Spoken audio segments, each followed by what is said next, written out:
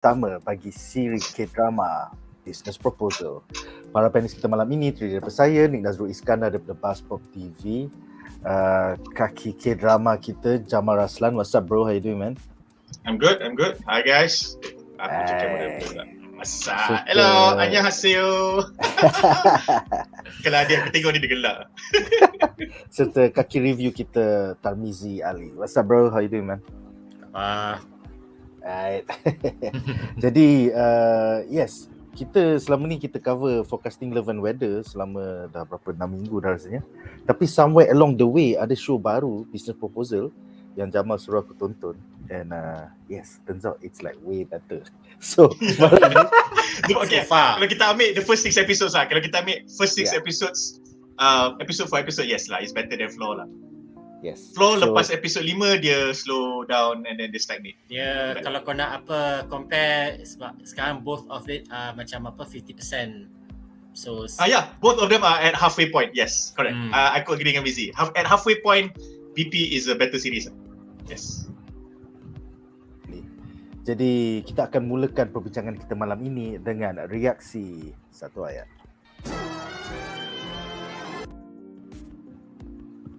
Alright, so reaksi satu ayat aku terhadap the first 6 episodes of Business Proposal di Netflix adalah hero K-drama tak tahan hujan. What the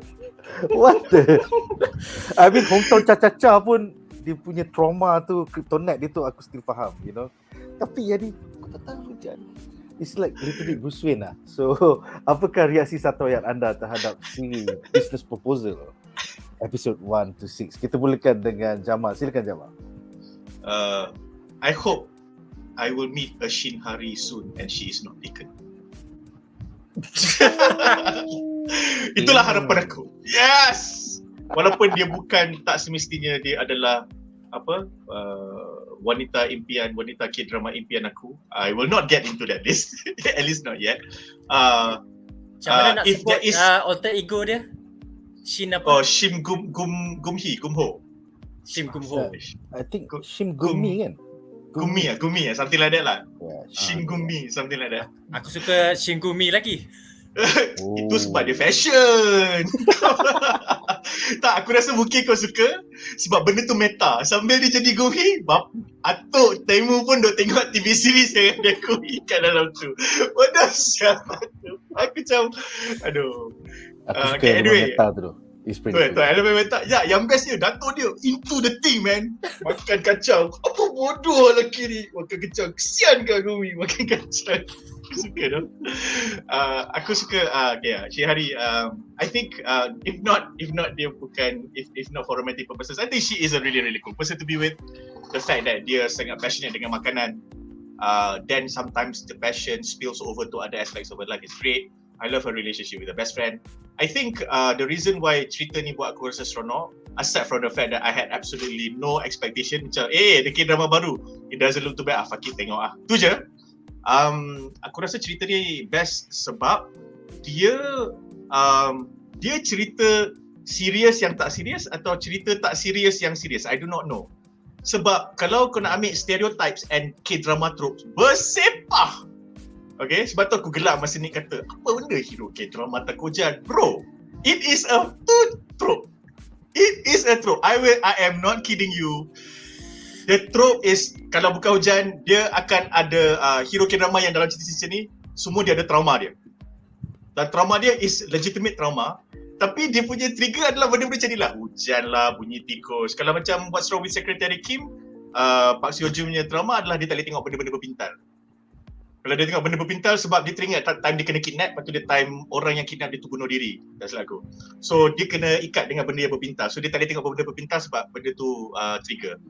So yes, dia hero-hero K-drama yang macam too good to be true ni, yang dia tak sorok too good to be true, dia akan ada dia punya Achilles heel, iaitu trauma. Dan dia punya reaction bila triggered, semua reaction macam elah bro. So yes, it's a trope. Sebab tu aku suka cerita ni, sebab dia tropes dengan stereotypes aside. Aku tak tahu, cerita ni mungkin cerita-cerita yang serius. Dia tak nak kahwin, dia tak nak arrange marriage. Dia nak, modern woman. Tapi bapak dia macam tu, family dia macam tu. So dia ada kawan yang support dia. And then dalam pada dia nak lari daripada arrange marriage tu, dia terjumpa jodoh. So that is a serious story in all context. Tapi cara dia sampaikan benda tu sangat tak serius dan bersahaja. Kau jadi macam it's like best friends wedding lah kan. Kau macam okay lah, benda ni cool, benda ni best. Or it's not a serious story, alah jangan ambil serius benda ni. Tapi because everybody is so earnestly into their roles, kau jadi sayang. Shin Hari punya comedic timing is brilliant. So aku suka. This is why I love this series. It's just aku tengok aku tak fikir, tapi at the same time it doesn't insult me because it's not trying to be dumb. It's just it's just what it is lah. So it's very well done. Aku suka sangat. 6 episod baru tapi macam wow, this is some of the best 6 episodes half season series lah. Sangat. And then dah lah dia punya lead ada Vincenzo vibes, which is always on point.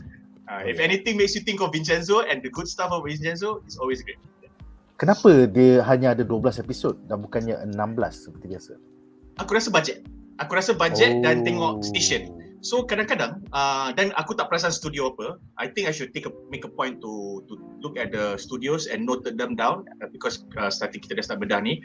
Studio-studio yang besar macam Dragon, yang biasa buat untuk network macam JTBC atau TVN, dia akan stretch 16 because that is the station punya format. But when you have slightly smaller studios atau stations yang commission and then yang dapat tu slightly smaller studios, dia tak nak bagi kau budget for full 16 tapi dia trust you enough, so dia bagi kau 12. So there are some very very nice 12 episode series in the past. Last year je pun dah cukup. For example, apa nama ni, baru teringat, Move to Heaven, which probably is one of the best series last year, if not for DP, was about 10 episodes or 12 episodes je. Mystic Pop-Up Bar, a lovely show, best sangat. I think was it in 2021 ke 2020? Aku rasa 2021 awal kot. Pun 12 episod je. Dia adalah cerita orang ni dia kena curse. So dia nak bayar hutang curse dia dengan the undead punya world, dengan heaven and God. Dia nak bayar hutang tu, dia kena selamatkan 100,000 nyawa. What? So dia macam quantum leap lah. Quantum leap aku tak tahu, that was the overarching story. So she had to find 100,000 people ke 900 something lah. So dia buka kedai kemah, kedai canopy makan toboki semua tu, so that people walk in and then dia akan hidang and then dia sembang macam bartender, and then kalau orang tu ada masalah hidup, dia tolong orang tu, ting, dapat satu account. Wow, cool. So it's a very cool concept. Dia pakai konsep sebab dia ambil cultural thing. Macam contoh mamak redeemer. So kau pergi mamak tu pukul 3 pagi sebab kau stress. Lepas tu mamak tu punya waiter bagi kau teh halia, tapi teh halia tu lepas kau minum sebenarnya kau akan lagi nak reveal cerita kau. Aku nak tonton. Aku nak tonton cerita tu. Benda tu cool kan? So Korea dia memang dia suka buat benda macam ni. So Mystic Pop-Up Bar tu is a very sad story actually. Tapi sebenarnya all the people yang kerja dekat Pop-Up Bar tu adalah watak-watak yang pernah cross paths bertahun-tahun dulu in previous lives. So the story punya subplot adalah setiap karakter tu punya story arc, dia nak bayar kesilapan past life dia, tapi dia tak sedar. Only dia hanya sedar bila dia macam dah towards the latter end of the season, macam oh patutlah aku kerja dekat Mystic Pop-Up Bar, ini sebenarnya sedap. So it's like wow, redemption gila babi tu semua orang. So it's pretty cool. It's pretty cool. So yeah, so 12 episode is fine. Sebab kalau 6 episode tak best, tak payahlah tengok lagi 10 episode. Tapi kalau 6 episode best, kau habis lagi 6 episode and then the studio will go to the network will go to the studio. Okay, one more season. Or okay, one more series. You know, so that happens a lot. And then dia tak kacau schedule actors. And then boleh ada projek-projek lain ya. Banyak projek lain, and then director suka ambil sebab bila dia ambil projek macam ni, dia nak manage senang. So dia punya interruption atau intrusion of writing team, creative direction kurang. Sebab kau ada 12 episod. So kalau season episod 6 ratings dah naik, kau dah tak boleh kacau sebab episod 12 dah shoot. Terbaik. Dengan edit je. So kalau macam cerita-cerita lain, season episod 6, wah best. Oh, korang baru shoot episod 12 kan? Ada lagi 4 episod nak shoot. Okay, sekarang aku nak kau make sure karakter ni at the end dia akan jadi lain. Betul. Executive meddling. Executive meddling. Kat Hollywood sama, kat Korea pun sama. So Tarmizi, reaksi satu ayat terhadap business proposal, silakan. It's nice. It's nice. easy to get into.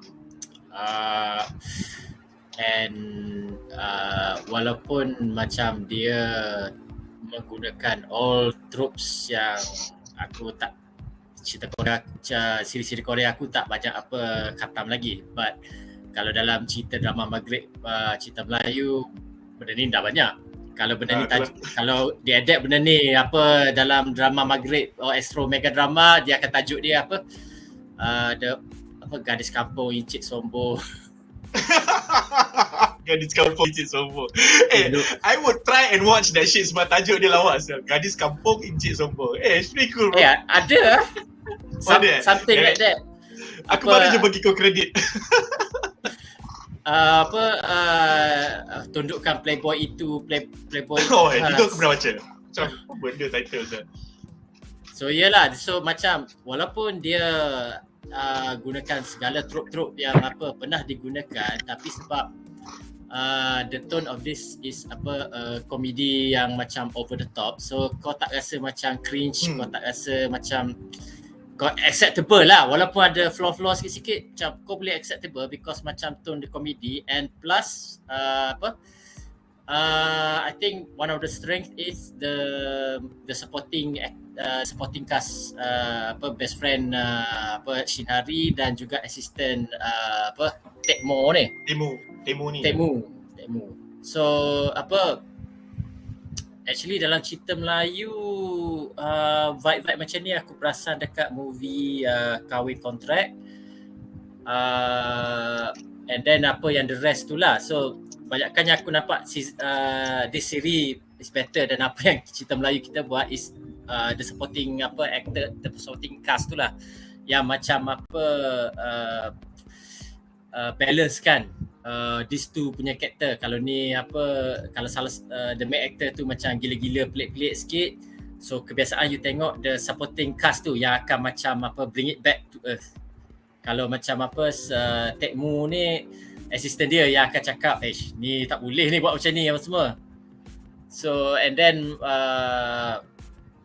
itulah buat dia menarik. And this, I think this macam a series that if kalau dia releasekan serentak, I will be able to binge it dalam one day or two, boleh habis. Sebab macam I sentiasa macam nak pergi ke the next episode apa semua. Aku ingat aku suka cerita macam ni tau, macam like the corporate guy, the perempuan kampung yang macam rendah-rendah lower case punya tu. Antara dua kita kena hashtagkan benda ni. So kalau couple tu macam tu, tak kisah lelaki perempuan, kita panggil cerita-cerita antara dua darjat. Sebab aku pernah dalam masa remaja aku in 90s ada tengok cerita Jepun yang set up dia macam ni juga. Tokyo Cinderella Story. Wow, aku Google sekarang. Kau pernah tengok best. Tak, aku tak tahu. Tokyo Cinderella Story. Okay. Wow, dia punya female lead lawa lah. Aku actually ada crush dengan female lead dia dulu. Yang mana? Yang nama sorry, aku tiba-tiba macam nak buka Wikipedia macam. Go on. Sama. Okay. So overall I enjoy this series. So nanti bila kita masuk the next punya topik bedah-bedah tu, if I say something dia punya nampak macam benda negatif, so but that will only be macam nitpicking at the macam level paling mendalam lah. But overall memang aku suka cerita ni. Cool. Boleh. Alright, so kita ada dua komen menarik daripada penonton di rumah. Pertama, Hilmi bertanya, Bro Syaz tak join ke?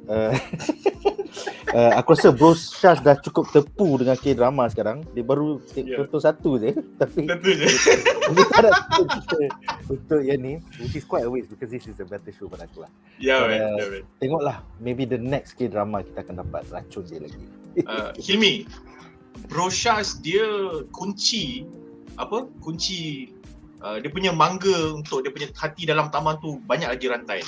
Macam kita orang ni rantai semua dah tak ada dah. Dia pintu je, mangga pun tak ada.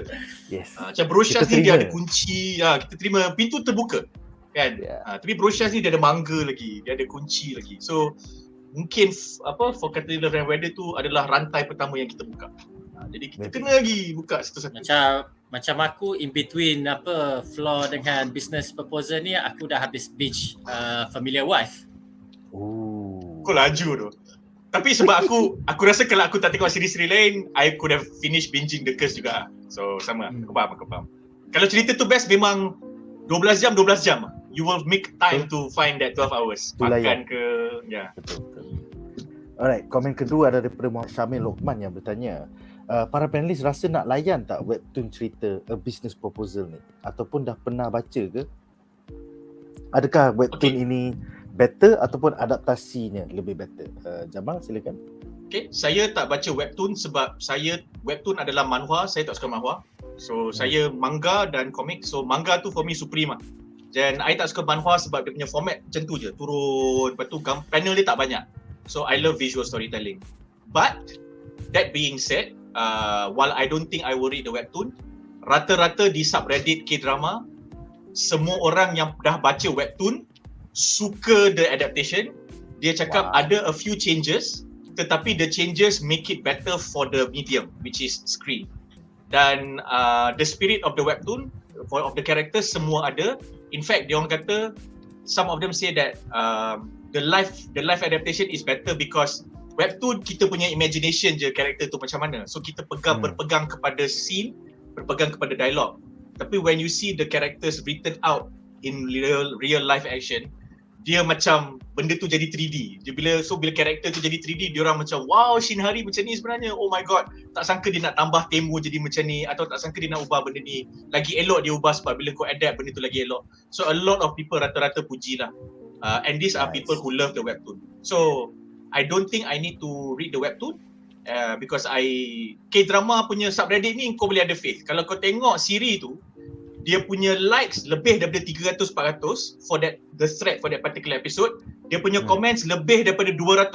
Kau tahu series tu generally kalau cecah 500, kau tahu ramai orang suka atau ramai orang tengok and then marah atau ada strong reaction. Kalau cecah 800 komen ke atas tu memang kau susah nak cari negative komen lah. So this series episode 5 dengan 6 cecah 1000. Wow. So memang meletup memang serius meletup. Episode 6 dia 10.1% rating, which is like very very high over there. You do not break, you do not hit 10. You do not hit 10 except for finalis.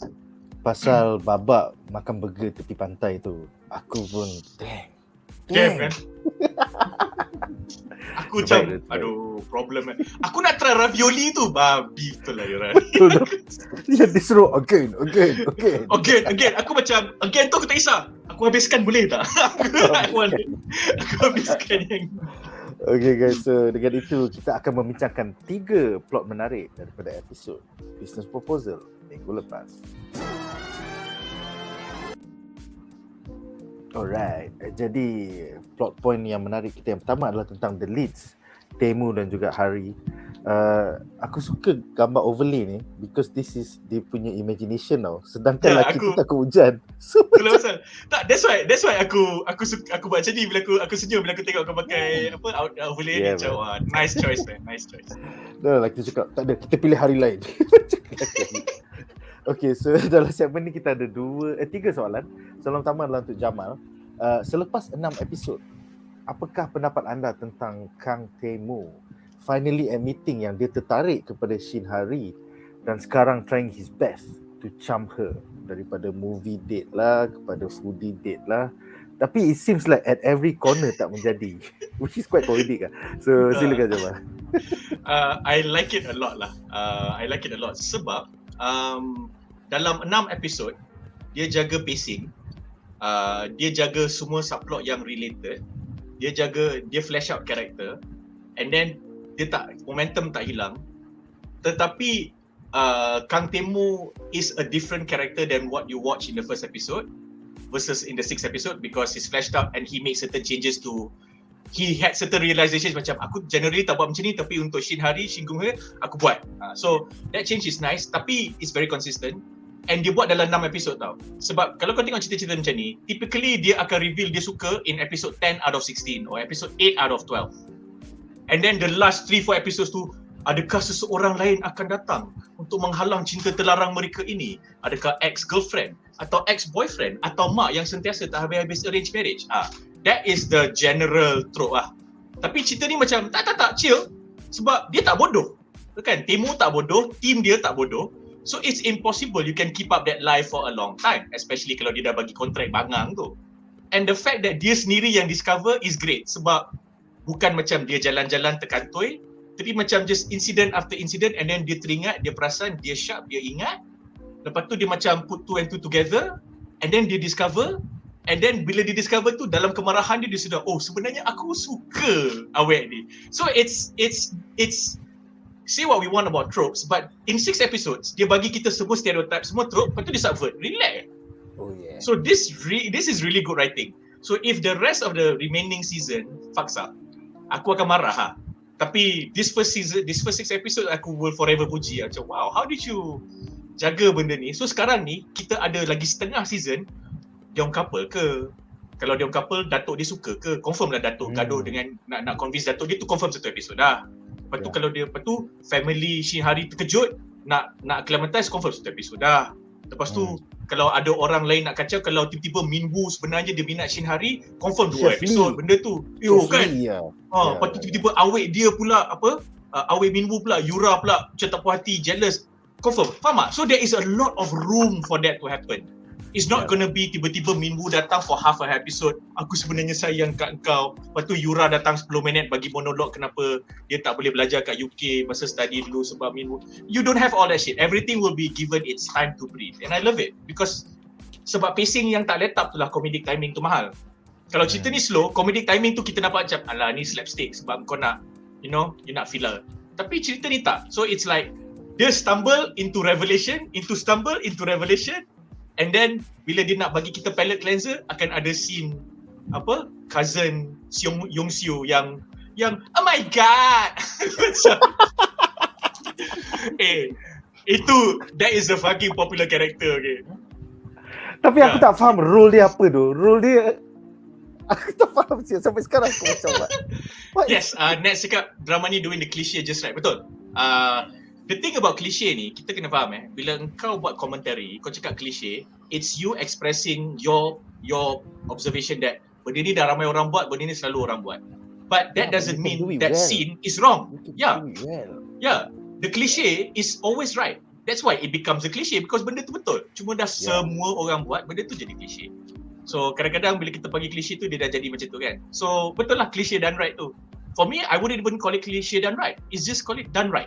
Because semua cerita macam ni, tapi bila kau cuba nak mengklisyekan benda tu, dia jadi tak jadi, dia ni lah kat playground. Alah, tu sedih, dia segan lah, aku macam. But I think the way how the series was, bila dia reveal Shin-Gumhee, tengok dah. It's not an unnatural way. So I going back to Kang Tae-Moo, I like it because macam mana, dia Vincenzo yang awkward. Dia Vincenzo yang tak socially adjusted lagi. Yes. So like 10 tahun terlalu muda. 10 tahun terlalu muda. Tapi dia okey. Dia tak jahat. Dia tak buat benda-benda yang bodoh. So bila dia jatuh hati, dia literally okay, aku jatuh hati, then if I cannot, I try to understand this, and the moment I accept it, I will do it. I will go pursue the girl. Betul. Sampai dah buat movie date tu bodoh. Food date tu cool lah. Food date tu aku bagi kat dia. And I think I like the scene yang dia bawa that fake dinner, that fake anniversary dinner. Lepas tu dia orang tengok fireworks, and then dia pandang tu macam very pretty. That was a really nice moment. I think I did not realize that I would be pleasantly charmed by that because you know that scene is going to come, because that scene is the scene where finally Vincenzo Tae-Moo jatuh hati kat Shin Hari without expecting. But when he said that line, the delivery and then the way it was shot, the directing, kau nampak macam benda ni memang moment lah. Dia bukan moment yang dibuat-buat, moment yang di set up, tapi it was a moment, and I appreciate that. Sebab tu aku suka cerita ni, sebab dia bersahaja tapi dia tak nampak macam aku tengah nak buat benda yang relax bersahaja tapi sebenarnya cool. Dia tak ada. It's just like they got the right cast, they got the right director, and Shin Hari, pelakon yang jadi Shin Hari ni, she was one of the 2 finalists. And she is a singer. She is a professional singer. Dia commercial, dia dah menang awards, dah ada best selling album. dia pergi belajar kalau tak kat Juilliard, kat Berkeley. Wow. So kau tak boleh nak she sings in English. Dia punya English American. So kau tak boleh nak kutuk dia. Dia memang boleh nyanyi. So it's between her and another girl. But I think they went with her because they got I think she had that extra something. And true enough lah, she made Shin Hari her own. To the point that masa shooting untuk episod yang dia pergi tengok konsert dua orang main piano, Melomans tu, which is apparently a real band. Lepas habis shoot tu, diorang macam sakat, pergilah, diorang tu penyanyi, pergilah nyanyi dengan Melomans, pergilah duet. Dia relax je, naik atas, ambil mic, nyanyi lagu Mariah Carey, Melomans main piano. Terbaik lah. Yeah. So aku going back to Tae-Moo again for the last time. Aku suka dia admit, because typically karakter macam ni dia tak nak admit. Dia kena ada everything has to fall into place and then some mistake happen and then baru dia sedar dia buat silap. This is a guy macam I know what I want and I know when I'm wrong, or I know even if I don't know what I'm wrong, orang-orang keliling aku akan bagi tahu dan aku akan dengar cakap diorang. And this is him listening to his body macam, you know what, I like the girl lah. I felt the like realization in New York tu was the key. Dia cakap dengan orang kulit putih pun jadi agak itu yang lawa. Kita buat apa Korea pun Shin Hari datang ke New York. One thing that I feel that this series is doing quite well, regardless if it's an adaptation from webtoon or not, is it's not that kita jarang dapat cerita-cerita yang dia guna dream sequences atau imagination you know, to convey a certain expression. Kalau you biasa baca manga atau anime, you know that Japanese pop culture punya content banyak main benda ni dengan best, which is one of the reasons why people who love anime. Kau akan ada scene yang karakter ni just to express karakter tu punya emotion, punya realization, dia akan buat that 2-minute scene macam ni. So I feel that dalam K-drama yang even though comedic, benda-benda macam ni tak ada, susah nak buat. So they got the right team lah to do that, because all the imagination dream scenes are macam babi lawak bodoh yang macam exaggerate. Lepas tu dia tahu sebab benda ni dream, tak payah nak buat setting lawa-lawa. Okay, aku ambil kat dalam gudang mana, keliling semua hitam, kita letak props je. So it's like simple. Lepas tu which hides the fact that the directing and the acting and the writing is brilliant. Sebab kalau kau punya writing dengan directing tak boleh capture benda tu and you did not cast the right actor, benda tu nampak buat-buat. Benda tu tak nampak nampak ni. So they got it magical, like magical. To the point that we appreciate the props even though kita nampak benda tu prop. Kalau tidak kita akan ketuk dah lah prop nampak macam prop kan. Ni tak ada. Kau macam terus itu susah. Benda macam tu kau nak direct memang susah. So aku rasa it's great lah. And Tae-Moo, another thing about Tae-Moo yang aku suka is that this guy is huge kat sana. Aku tak tahu dia the whole dia APT tapi dia tak poyo. I do not know how he did that. Dia mahal tapi dia tak poyo tau. It's the Vincenzo vibe lah. Yeah. Dan aku boleh duduk pakai suit tuxedo RM8,000 tapi still makan kat warung dengan kau macam aku dah lepak warung ni 8 jam dan aku dah pergi warung ni 8 tahun. So I do not know how they do that. So I think Kang Tae-Moo has that vibe a lot. Dan dia ada banyak quirks yang best. Bila dia marah, dia akan pergi kemas rumah adik angkat dia. Sister dia. Which is cool. Makan gila. Yeah. You nak makan tak nak makan? Kenapa tak nak makan? I nak masak. Okey masak. Adik kan, kau tengah stres lagi ya. Okeylah, masalah kau. So dia ada benda-benda yang aku rasa sangat cool. Datuk dia pun best. So I think the world building, the character building is very solid. They understand the tropes, they understand the medium. And I think Kang Tae-Moo is a pretty 3D character despite kita selalu nampak dia ketat je kan. Even when dia admit tu, dia macam kau admit tapi in character. Aku suka dekat dia. Macam mana aku boleh suka kat dia? Tak apa. So macam dah lah bila dia punya movie date tak jadi, muka marah dia tu. Aku macam aduh hai. Awak ingat saya nak duduk sini lama-lama ke? Saya dah kat rumah lah. Kau benar. Aku rasa kan, for me that is the moment aku cair dekat Kang Tae-Moo. Because dalam banyak-banyak benda kau nak tipu, kau punya CEO, handsome, whatever. Kau pun tipu macam orang lain juga. Oh, saya dah balik dah sebenarnya. Saya tak nak kacau awak. Padahal menyorok kat belakang tu. We all do that shit. So, you know, to see somebody yang T20 kan, buat macam tu. Benda tu macam, benda tu best. You are just like us. Macam tu lah. Shin hari ni is a typical girl next door. So macam for us to see Tae-Moo punya character falling for her and not cheapening his character, and not tiba-tiba nak elevate, nak jual sangat Shin hari ni sebenarnya dia bagus. Tak payah pun. She's just a nice girl. Just show her being a nice girl. It's very nice. So there's a lot of good things lah about how they characterize Tae-Moo. That we will go to it later lah.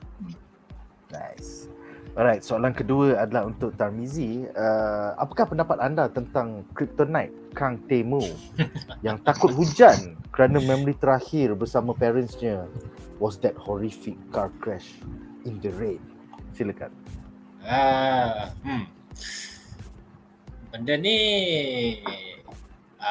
in real life, actually betul. I once dulu pergi kursus motivasi, and then the facilitator masa tu dia nak suruh kita cerita benda-benda macam ni, and dia cerita pengalaman dia.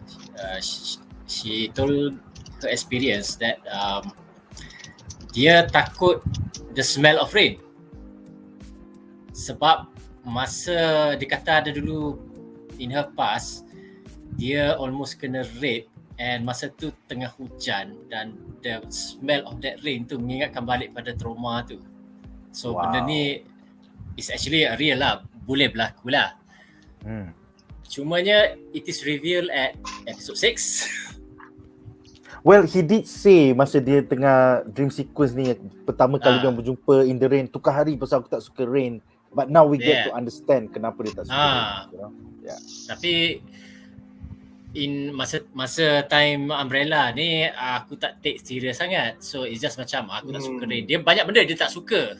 Dia tak suka masa dia tak suka ni, so just one of the quirks lah. But actually bila dah sampai tengah bawa kereta Mustang, Mustang Zal. Dah lah Mustang pakai spek handsome gila babi kan, macam dia macam kau tak payah try hard nak tunjukkan orang kau cool, tapi disebabkan dia tak tahu sebab dia socially awkward dia try hard gila babi nak impress awek yang dah impress kat dia pun. So benda tu pada aku sangat lawak.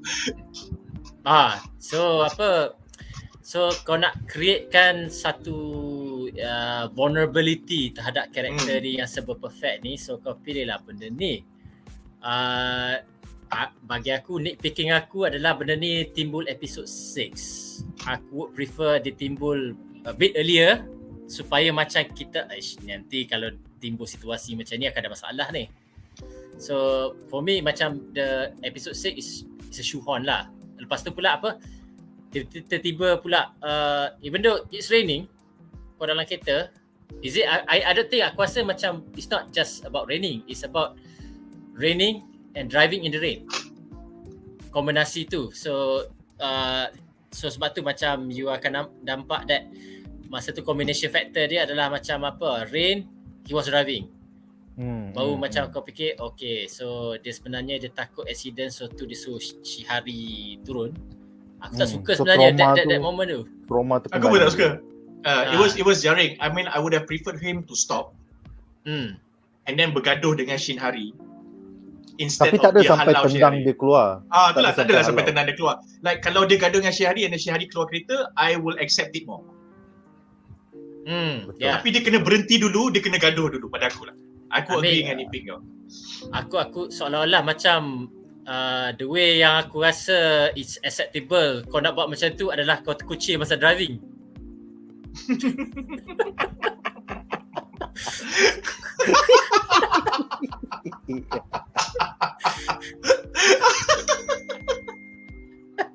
Kalau gaduh pasal terkucil tu aku boleh faham kenapa kau nak keluar daripada kereta dalam hujan. Apa buat busuk ni? Apa buat busuk ni sia? Apa benda ni? Awak apa? Boyfriend, ex-boyfriend Kuti 20 terkucil sepanjang masa berbawa memandu. Terbaik.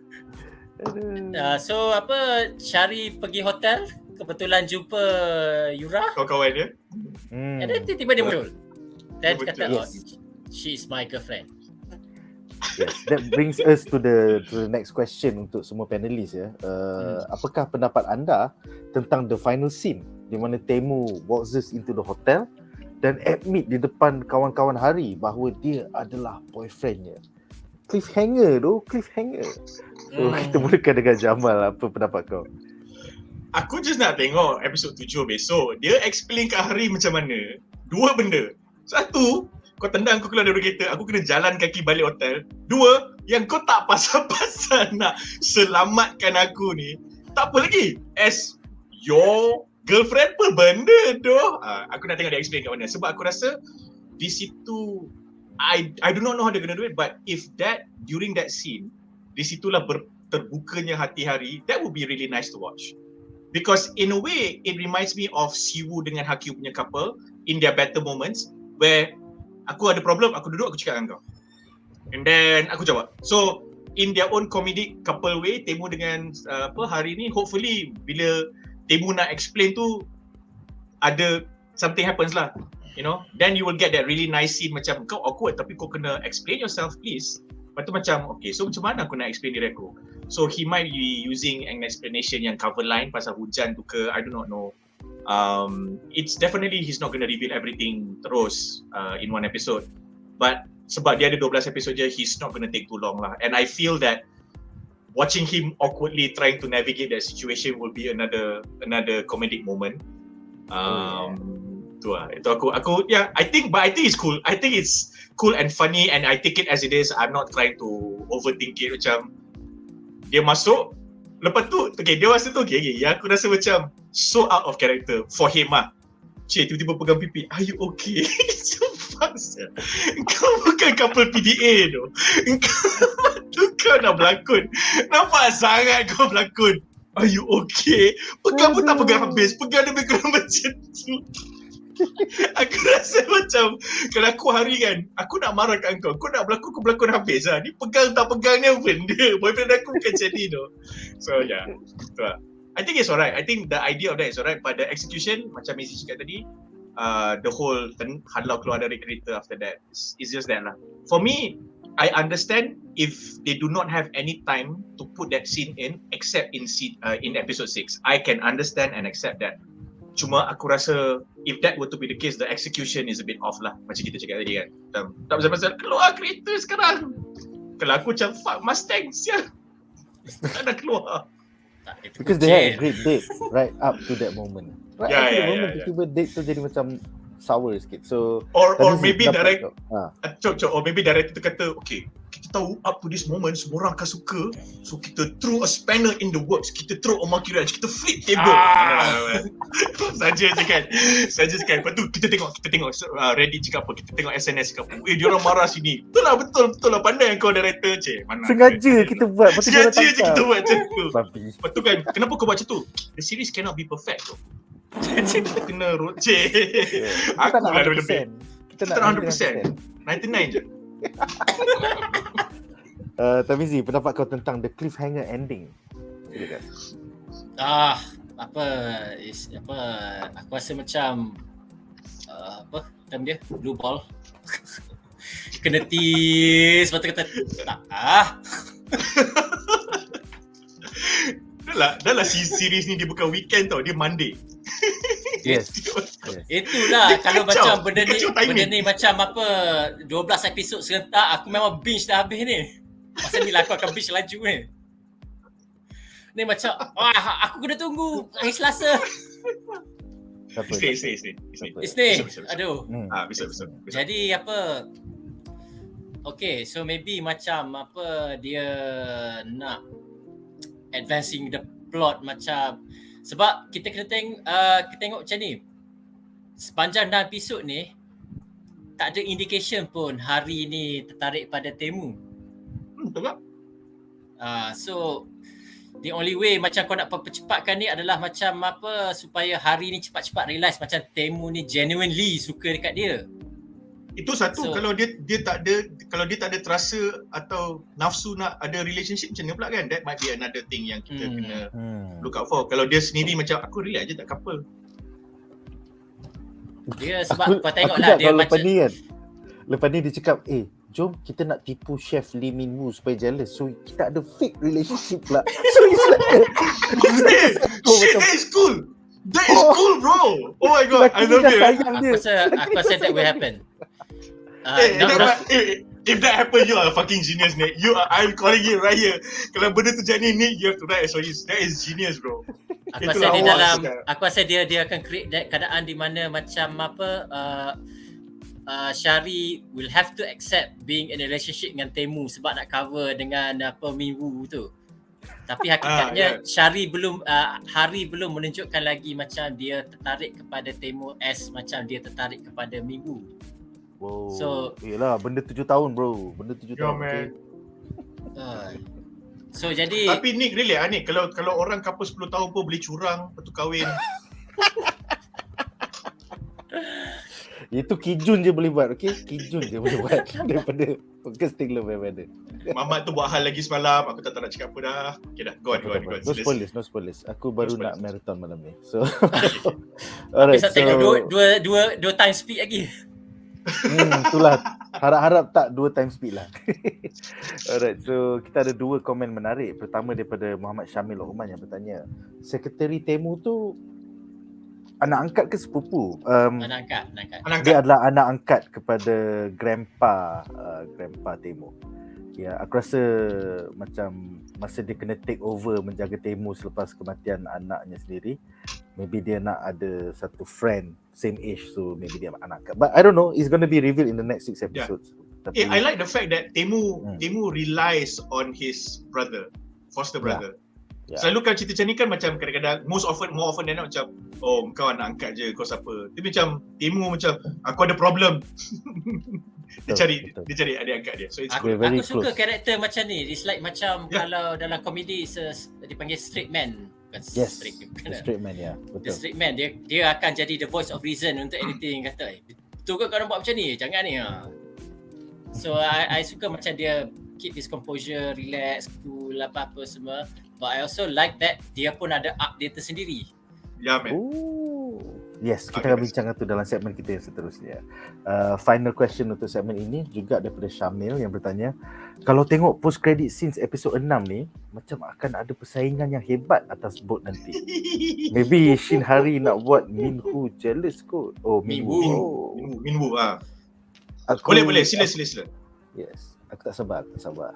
Kita akan stand Hari. Aku rasa Hari nak buat Minhu jealous tu okey lagi. Aku rasa Tae-Moo yang akan lebih nak buat Minhu jealous. I have a feeling now. Yes. Dia awet aku. Dia kelakar. Chef tu sekarang kerja untuk GoFood. So dia tu pasal alamak. Ini pasal aku. Alright guys, so dengan itu berakhirlah segmen ini dan kita akan ke plot point menarik kita yang kedua. Alright, jadi plot point menarik kita yang kedua adalah tentang the second leads, iaitu Seong-Hoon ataupun Sekretari Cha bersama Young-Seo. Jadi untuk segmen ini kita ada 2 soalan. Soalan pertama adalah untuk Jamal. Apakah pendapat anda tentang resolusi sexual tension di antara the second leads dengan pendedahan mabuk Young-Seo bahawa dia telah jatuh cinta kepada Cha Seong-Hoon sejak the first time they met in the kombini? Again, mabuk jadi mabuk, aku nak kena. Masa aku tengok Babi ya Mizi. Masa aku tengok sini kan, aku bukan enjoy situ. Mizi confirm komen benda ni. Tak apa-apa lagi. Tak apa-apa, belum ada apa-apa lagi. Ni confirm Mizi komen tadi. But I think benda ni aku suka sebab they established she fell for him and he fell for her very early in a way yang macam it's pretty cute. And I like that from that moment. If up to sebelum dia lukis, dia conteng, dia lukis bunga kat seluar dia kan, kat baju dia tu. Sebelum benda tu, kalau kita ada impression yang ni anak orang kaya, anak CEO, anak datuk, anak chairman, whatever, it is not wrong. So bila kau tengok scene tu, kau rasa macam mungkin dia tak macam tu sangat. Mungkin dia bukan jenis orang yang akan pakai kawan baik dia Shin Hari, girl next door ni untuk buat benda. She herself is a nice person, which is why she's best friends. And then bila kau tengok scene dia lawan director, oh my god tu, then okay lah, kau dah tahu, okay, she is cool. So because of that, I like that scene even more. Because it was not forced onto anyone. She was not trying too hard to do anything. She was just herself. And he was just himself. So aku suka, tak kisahlah cerita series atau komedi, where characters, lead or supporting, fall for each other in that kind of a way. So it's pretty cool. Aku suka scene tu. Cuma the resolusi tu, I think is comedic, and I feel that they deserve it. They deserve it to be done in that way. And the reason why I like it is because it's a follow-up to a running joke that she holds. Sebab just because siapa nama ni Seong-Hoon nak cover line, you do not come into my place, lepas tu dia lukis line dengan kaki gitu. Padahal dia nak cover line sebab apa? Abang angkat dia dekat dalam, bos dekat dalam kan. Dia tak nak kantoi, dia lukis dengan kaki. Dia Young-Seo pula macam, boy, okay fine, kau nak line, okay. Aku pun buat line. Aku tak boleh ambil cili kat sana sebab dia beyond my line. Kau faham tak? Dia tak petty.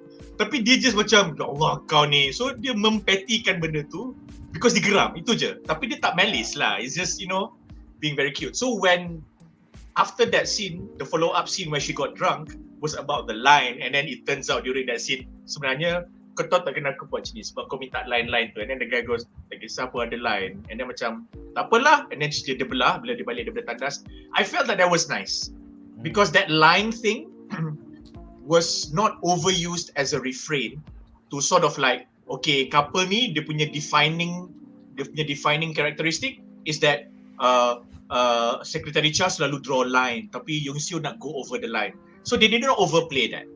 It was just a random thing that Secretary Cha did, and she just, sebab dia geram, she made it petty.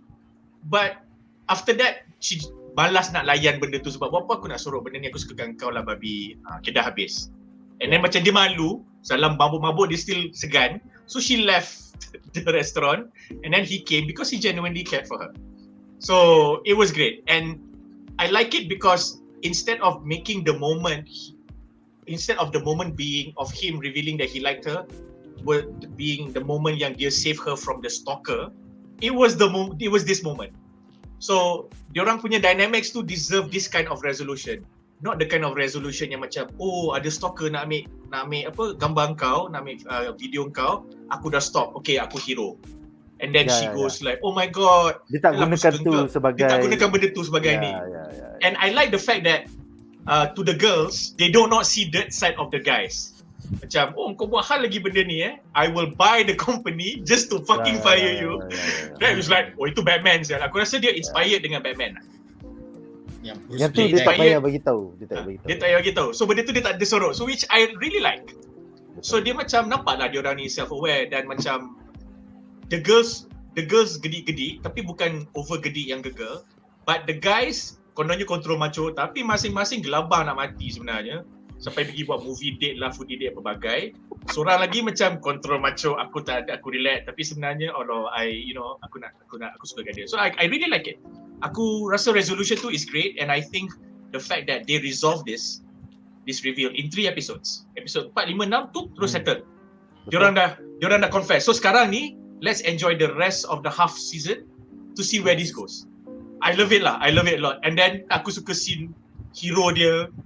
And that yang dia pergi pecahkan pintu toilet. Lepas tu awet tu relax dia cakap, aku bayangkan Night in Shining Armor rupa-rupa, tapi aku punya Night adalah Night yang pecahkan pintu toilet. Aku macam bodohnya ayat ni. That is writing goal lah. You make you can take the situation and then come up with such a simply but genius line like that. Orang akan ingat benda-benda tu sebab orang akan letak benda tu kat karakter tu. Betul. So yeah, I love it. I think the sexual tension was there also despite him being papan. Dia tak papan lah, tapi sebab dia kena, bila dia pakai smart-smart dia sekretari. Dia nerd yang hot gila babi tu. Aku rasakan tapi dia hot gila sial. Aku rasakan dia nerd tu adalah fasad je. Sebab kau perasan tak bila dia dalam rumah, dia tak kerja, dia macam apalah ketika lah. So macam aku rasa dia bila aku baju kerja spek, aku adalah nerd Cha yang hot dan sekretari yang power. Macam tu lah. He could even be a cousin of assistant director Shin. Aku baru nak cakap. Kula Nadia assistant director Shin juga. Kalau lepas ni ada scene dia baca kopi, tuang susu, memang aku gelak lah. Betul. And the sexual tension between them is great. And I like the fact that they resolve the sexual tension between them first. Sebab the lead couple, kita tak nampak sexual tension lagi. Kita nampak quite literally romance lah. Si Yana Masuli tu pun. Diorang ni cool lah.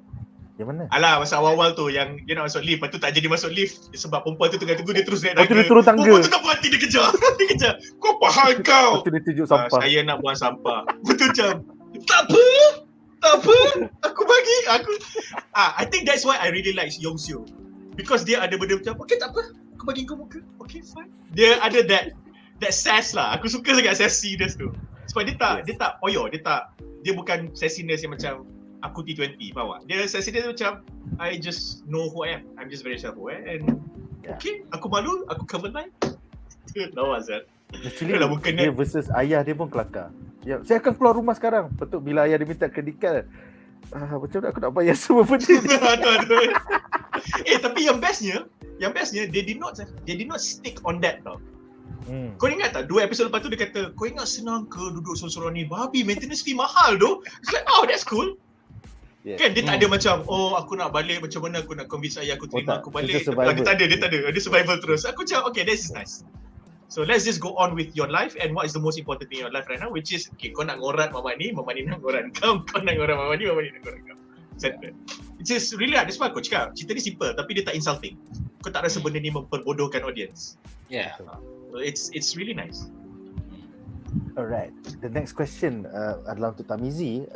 Apakah pendapat anda tentang subplot stalker tu, di mana cara kejam tapi cool Tae-Moo menyuruh Seong-Hoon mencari kaki skodeng Shin Jung-woo, kemudian membeli syarikat tempat dia bekerja and then fires him and puts him in jail.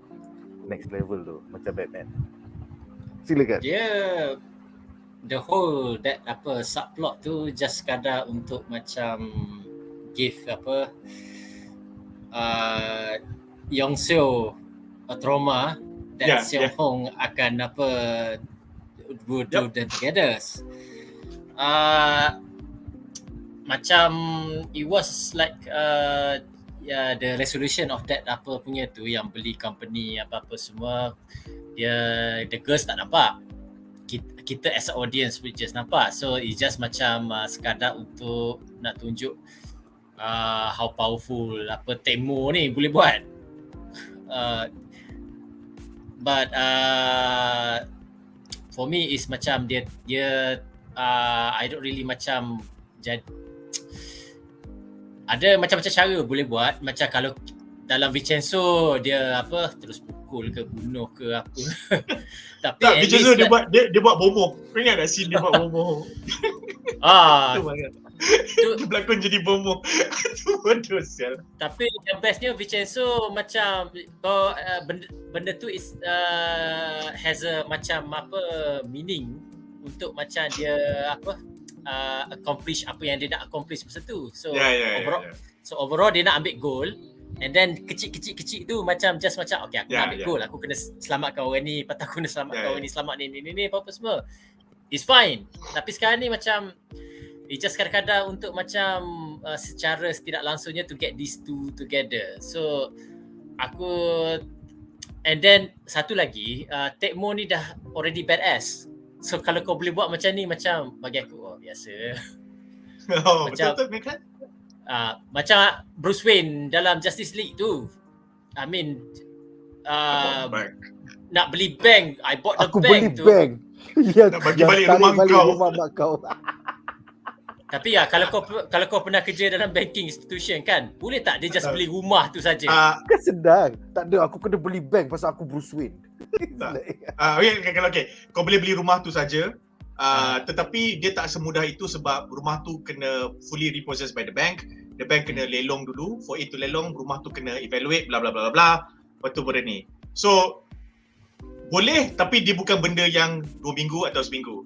So katakanlah, okay, fiction ni fiction katakanlah malah tunggu 2 minggu, aku nak tunggu 2 hari je. Okay lah, aku beli bank, sehari nak beli bank.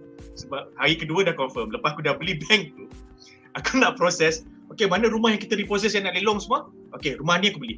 Dia bagi. So that is the process behind it lah. Simple. So it's plausible lah kalau kau boleh beli bank dalam masa sehari 2. Tapi itu tak. Tapi dia Bruce Wayne. Beli bank sehari, beli bank dalam 1 hari tu tak boleh. Tapi yang Tae-Moo ni pun beli syarikat, lepas tu fire mamat tu je. Syarikat tu is not illogical . Sebab apa? Kalau syarikat yang Mamat ni kerja is some random IT company yang ada staff 11 orang. Boleh je. Ya. Kan? Sebab benda tu time lapse a few days. Katakanlah kita bagi dia buka time lapse minggu, boleh je. Ya. Boleh je. Tapi dia tak boleh pergi kat mahkamah buruh ke kata I'm unjustly dismissed. Oh, tak boleh bro. itu It tak will boleh. reopen a whole can of worms. Oh, can of worms for him, yes. Pasal saya kaki skodeng, saya guna lampu. You know, Okay. macam tu lah. Aku agree dengan point Mizi. That's a sharp observation. Sebab okay lah, kita nampak lah sebab kita dah biasa tengok, kita dah macam dah start looking for these lines kan. Kita nampak lah, okay lah, memang kau kena buat stalker bangang ni, subplot ni untuk sebagai alasan untuk Young-Seo dengan Seong-Hoon jumpa. That being said, they could have made any other scene but they choose stalker. And the reason why they choose stalker is because sampai sekarang, daripada 80-an, stalking is a huge issue in Japan and Korea.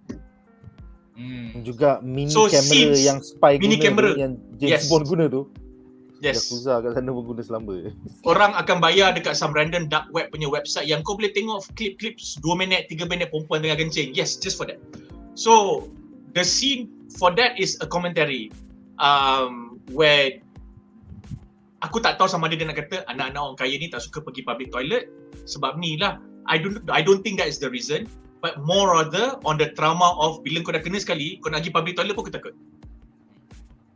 Cuma sebab kita nampak the comedy side, kita rasa benda tu, kita nampak benda tu place lah. So in that sense, it's all about trauma is execution. fine. The trauma is fine. Benda ni memang in real life macam kau kena macam tu, kau kena trauma is fine. Macam tentu jadi. But it's the plot untuk Nak satukan tu ya. Kau nak nak kasih mamat tu apa jadi dia penjara ke dia suruh pergi? Tak, dia tunggu kat bus stop.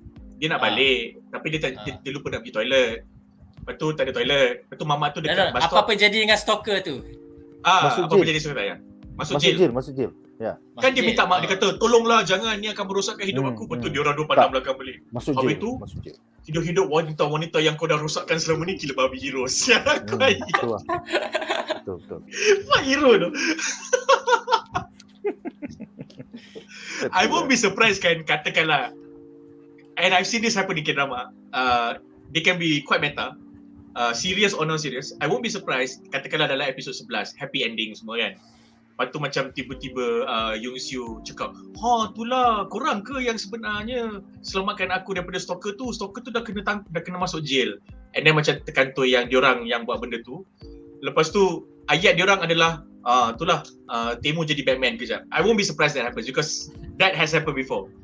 Means diorang akan directly kata macam ni macam Batman buat. So K-dramas there are a few writers dan studio yang akan buat reference. Dia ni kira macam Superman lah. There has been. I've seen a few. That's cool. That's pretty cool lah. Macam yes, ini nak jadi macam Superman.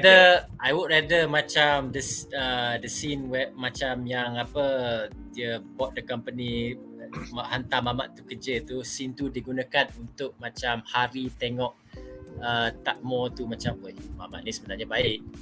Yeah, I hope so. Mesti nanti Young-Seo cakap kat dia, he was Bruce Wayne, he did a Bruce Wayne to save me. Astaga, sebenarnya mungkin masa tu hari dah reject Tae-Moo kan.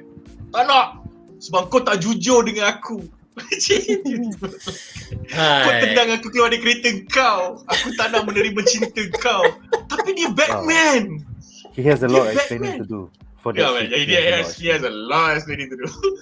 and no waltzing into the Hi into the lobby of the hotel. Are you okay, Soyang? None of that shit is gonna save your ass, man. Tu aku kata the best explanation is saya terkucil pasal tu. Bro, okay, second genius call out. Kalau betul dia cakap benda macam tu atau an equivalent of terkucil, sebenarnya aku apa benda lah. Aku puji kau Zal. Sebab aku akan golek-golek kat living room aku nanti. Aduh bodoh. Nick buat genius prediction, Mizi buat genius prediction, dua-dua betul. Fuck this shit. Kasar tak ada gitu.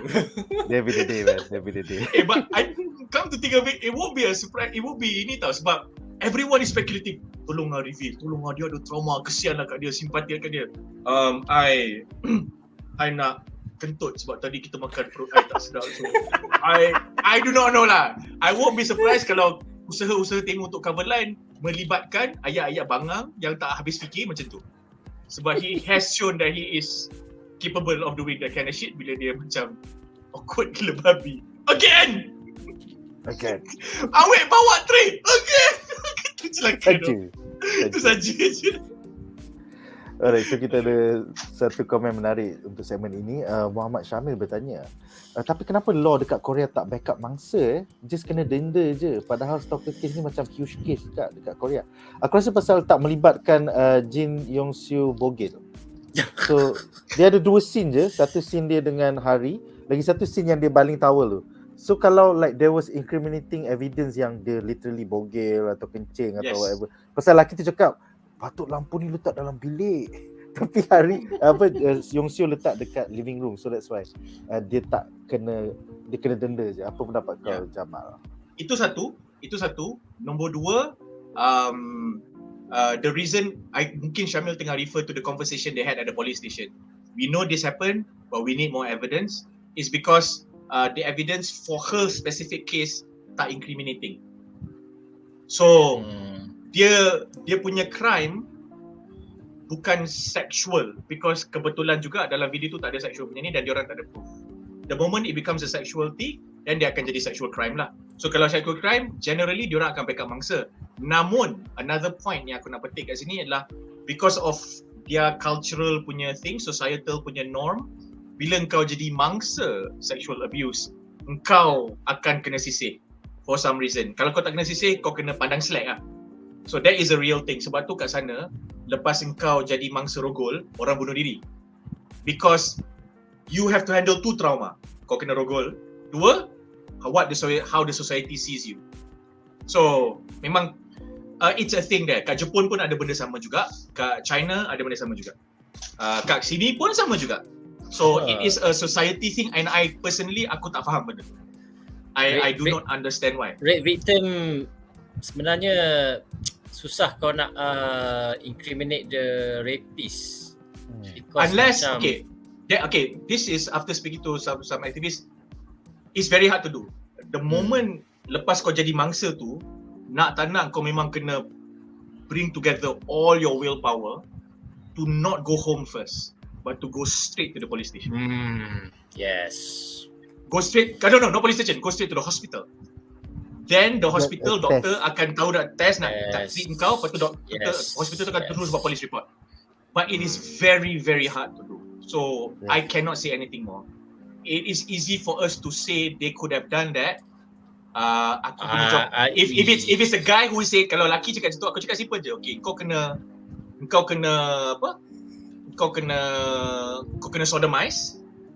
Okay, kau kena sexually assaulted atau kau kena sodomize. Lepas tu aku tanya kau pergi hospital sekarang, kau pergi klinik sekarang. Aku nak tengok kau berani ke tak buat. Even itu je pun tak pergi hospital terus. Okay. But untuk orang perempuan dia kau politician terus. Untuk orang perempuan baru lepas kena that tragedy, first your mental state is nak fikir aku sepatutnya buat apa sekarang tu pun macam takes berapa lama. And I also macam patut aku tak suka rape portrayal dalam local dramas. Selalu macam downplayed, macam dia sepatutnya macam kalau kau nak buat as a plot point, as a tragedy, make it as a tragedy. Jangan macam pas kena rape atau balik rumah biasa. Aku tak suka. Rape is a tragedy. Hashtag ombak rindu. Don't get me started. Okay, itu video lain. Dengan itu berakhirlah segmen ini dan kita akan ke plot point menarik kita yang ketiga.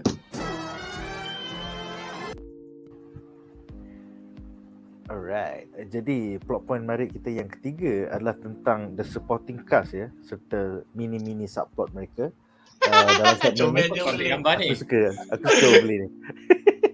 Datuk ni memang terbaik .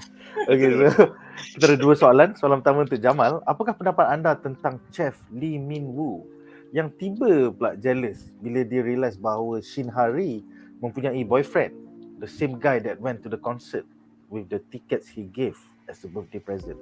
Adakah sebenarnya dia bagi tiket tu pasal like a ton, macam pasal aku tahu kau akan pergi dengan Young-Seo je, kau takkan pergi with a guy. So apa pendapat kau?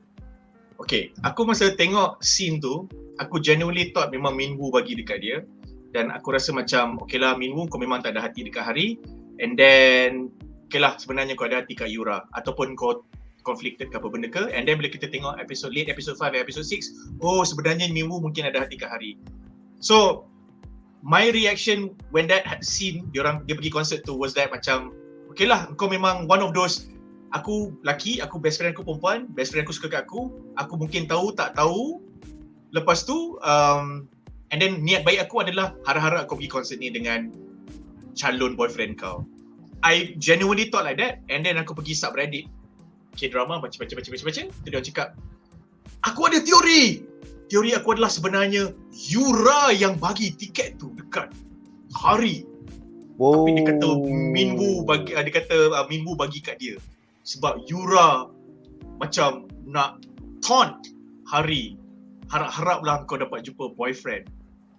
So terus banyak yang Minggu bagi dekat dia. Yalah, of course lah, dia nampak dia bagi sampul tu. Tapi macam teori Redditor macam, kita nak tak suka Yura. Okay, ini teori aku. Yura yang sebenarnya cakap kat Minggu suruh bagi tiket ni kat dia. And Minggu thought it was a good idea. You know, Inception. Can do that shit. Inception. Lepas tu macam supporter, betul. Yura memang macam ni. Aku tak suka betul. Padahal muka Minggu. Hari is better than Yura. Betul. Aku macam, yeah. Tak, pasal Yura is like a bitch dalam group punya lunch tu. Ya betul. Betul asal. Dia tak ada boyfriend. Actually kan, the cool thing that you brought it up because aku tak expect scene ni berlaku, and I don't watch a lot of female friendships punya series, tetapi in the not too many series yang ada female lead supporting female lead yang kawan baik, ada scene female supporting female lead tu is more emancipated dan dia akan defend female lead. So scene Young-Seo defend dia macam, lah kau, dia ada boyfriend lah, boyfriend dia lagi handsome lah, dah. So macam sisi macam tu tak banyak. I'm kind of reminded of female lead hometown Cha-Cha-Cha yang bila dia pergi dia punya schoolmates punya meet up for the wedding, dia orang macam ejek dia tak ada boyfriend. Lepas tu tapi Mama Chief Hong tu walks in. Tapi tu dekat luar. Chief Hong walks kat luar. Itu pun dia kena sorok-sorok, and she did not have the nurse defending her. So, tapi itu terbalik sikit sebab dia akan defend chief nurse dia pula, dia punya nurse tu. So this is the same thing lah. You do not get the supporting character supporting the female character depan-depan kawan, depan-depan dia punya clique. So I thought that was a really cool scene because if we needed any more convincing that Young-Seo is not the typical, okay lah ni kawan aku yang bapak kaya, yang anak orang kaya, this is it lah, this is the proof lah. So dia adalah supporting female yang terbaik pada aku up to this point this year at least, dan dia tak boleh break up dengan Secretary Cha. Kalau dia break up dengan Nerd Cha, aku marah sia. Fuck, marah. Okay. Yeah, I think it's that was the theory. Aku setuju dengan teori tu sebab aku nak manifest benda tu. But I think if that was not the case and memang dia niat nak bagi and that was an honest message, he really meant it, tapi dia then tersedar yang Hari is for him selepas bila dia couple balik dengan Yura, and then dia teringat, oh this is the reason why I break up with you and use you going overseas as an excuse, sebab kau punya PL timbul balik, kerenah kau timbul balik, maybe. Or kalau aku nak fit in juga Yura yang sabotage, dia nak bagi tiket tu. Lepas tu dia cakap kat Yura, oh you nak bawa I ke pergi konsert ni, I suka Melomance, I pun dah balik dari overseas. Tak, I nak bagi kat Hari dah tolong I banyak kali. Oh you ke tak apa, I beli tiket itu you, I letak dalam sampul elok-elok, nanti you bagi je kat Hari sebab Hari kawan you, dia jaga you masa I tak ada. Okay, that's a good idea. Aku beli tiket, aku tulis message macam ni, aku make sure Melomance baca. Siam kau Hari, badan ke? Maybe, I don't know. It is not impossible because most spiteful things in the world has happened, male or female. So yes, itu pendapat aku sebenarnya. Aku marah ni, Yura ni, fuck you. Chill. I feel like the message tu memang agak vindictive. And if Hari went with like a woman, itu Young-Seo, she would be malu gila tu. Semua orang cakap kat kerusi 43C dan 43B. Lepas tu tengok duduk dengan perempuan, dan dia like malu gila. Oh itulah. But I think Hari being Hari, dia menangis bukan sebab tu. I think because dia menangis sebab this is where aku rasa it's a win for the guy, the people who wrote Hari punya character lah. The way that the character was acted in that scene and the way she reacted was that dia sedih, dan dia sedih sebab Minggu ke yang wish benda ni kat aku, so memang betul lah Minggu tak ada hati kat aku. So nampak tak dia punya earnest kat mana? Dia tak ada berburuk sangka langsung, which means lagilah kita kena double down on kita punya spike terhadap Yura. Dia baru 2 episod lagi. Kau jangan Tu dia baru 2 episod. Aku dah. Alright, seterusnya Tarmizi apakah pendapat anda tentang subplot Bos Yo dan juga senior Kevin yang tiba je ada dekat Pawagam sampai kacau movie date planned by Tae-Moo untuk Hari? Adakah Bos Yo dan senior Kevin secretly dating ataupun ada hati dengan each other? Silakan. It can be both ways lah, 50-50. It can be macam diorang ni dah lama sangat kerja bersama, kenal dah satu sama lain apa-apa semua, and then it won't be surprising mereka pernah bang, but keep it casual. Or macam diorang akan get together at some point in the episodes, but probably macam benda tu berlaku dalam in the background, and probably they reveal like the final 2 episodes, something like that. But I've seen benda ni berlaku dekat in the workplace where macam the relationship is platonic, totally platonic, but macam tapi kita nampak dia orang ni rapat ni macam lebih daripada certain couple.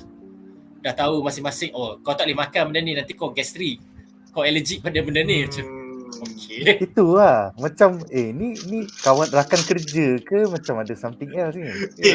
Actually kan bila Mizi cakap macam ni, sebab aku tak fikir benda ni. Bila Mizi cakap macam ni kan, katakanlah Siri ni happy ending semua kan. Lepas tu aku boleh bayangkan kan team Hari kat office tu orang kan. So dia and then this boss couple aku dah panggil dia couple dah, mampus. And then the staff perempuan lagi seorang tu, aku boleh bayangkan kalau benda yang Mizi cakap ni betul, is that ending dia macam Hari, kita nak celebrate, hari ni celebration. Ada orang couple, lepas tu Hari macam cuak, macam mana orang tahu aku dah couple dengan Tae-Moo? Lepas tu macam, tak, bos kita couple. Dia macam, selamat, tak ada orang tahu aku couple dengan bos, dengan CEO. Kan, awet tu masuk macam, ada orang tu couple, tahu tak, ada orang tu couple dengan bos. Is she talking about me? Is she talking about me? Padahal buat apa, dia punya yang lelaki tu masuk sekali dengan dia kat dalam office, dua-dua datang lambat kan. Rupanya macam tak, dia tengah sakat mamat tu. Macam cool tak sebenarnya scene tu kalau ada? I think that'd be cool lah. But itulah, Kevin seems to be like mula-mula sakap kepada dia punya presiden tu. Dia macam, bos nak cari bilik air, saya akan carikan bilik air untuk bos. Macam aku paling suka dia. Okay. Poyo macam tu, itu I can take it insyaAllah for the rest of my life lah. Sebab kau tahu dia earnest dan karakter dia memang macam tu. Dia tandas macam tu, sembang dengan kawan macam tu, makan macam tu kat office macam tu. Bukan macam kat office kau macam ni, depan kawan lain kau macam ni. Dia tak macam tu. So for me the funniest bit was that dia punya dia punya kecoh semua-semua depan kamera, gagap gila babi. Kamera cut. I think I did well, right? Kau main sini. Dia lah yang paling kaget sekali. Dia lah paling tu lah. Kau main sini. Kau tengok balik kamera, kau replay balik, kau tengok belakang, kau berlakon macam tu. And line dia maybe like 3 words je. Aku rasa kalau line dia panjang ni kan, dia akan ingat panjang ni je. Kan dia dua orang tu duk kata kat dia, this is your dialogue macam ni, selalu lupa. Tapi masa dia mabuk, he was quite bitter yang dia tak dapat award. Ke dia orang saja nak cucuk dia? Apa pendapat dia? I don't know. I think logical je. I think benda yang macam aku nak tapi aku tak dapat, marah. Tapi okay lah, macam tu je lah. Faham tak? I think he's that kind of a colleague. And sebab dia tak ada orang lain, bila dia dengan dia orang ni, bila dia mabuk, benda tu keluar. Sebab kalau kau tengok reaction dia lepas tu, so what if I feel like this? So nampaklah there is a degree of acceptance. Cuma the reaction is because people are bringing it up to attack him or to tease him. So I think it's okay for now lah. Tadi ada komen Jamal, dia kata aku marah dekat Yura tapi Yura lagi lawa daripada Hari. Itu kita tak payah discuss. Okay, itu adalah topik discussion yang apabila diusulkan akan dipangkah kerana kenapa nak discuss benda yang betul? Jadi kita tak payah discuss benda tu. Isu dia sekarang, kalau Hari lagi lawa tapi Hari buat dekat Yura, aku akan marah kat Hari, Syamil. Itu isu dia sekarang. Betul. Tadi agak Soalan. So, ya. Soju ni sake versi Korea ke? Dia adalah alcohol based on rice, right? Sake this- pun based on yes. rice. It is. Yeah. Lepas tu aku buat macam ni. It is. It is a social drink. Dan Cool. Kalau Malaysia nak buat tourism, Tapai lah. the Malaysian drink. Okay lah, equivalent tapai, atau kalau macam apakah minuman yang akan menyebabkan kita ingat kat Malaysia? Teh ais. Singapore, don't fucking take this. You guys got no whatever. So kalau Malaysia kau tak teh ais contoh. Whisky Fatima ke? Jangan, do not take me I there. thought it would be the nyo based punya alcohol, which is tuak. Isn't it? No, yeah. What I mean is that if there is a drink, not necessarily alcohol, to introduce Korea with, soju it is lah. So kalau Malaysia, we cannot reasonably say an alcohol drink nyo because it doesn't represent everyone. Dia minumannya semua orang Malaysia minum. So kat Korea semua orang minum soju. Soju is a social thing. There are a few things that you need to know. Some of them are, kalau engkau minum soju dengan orang tua, it is your social duty to pour the orang tua their drink.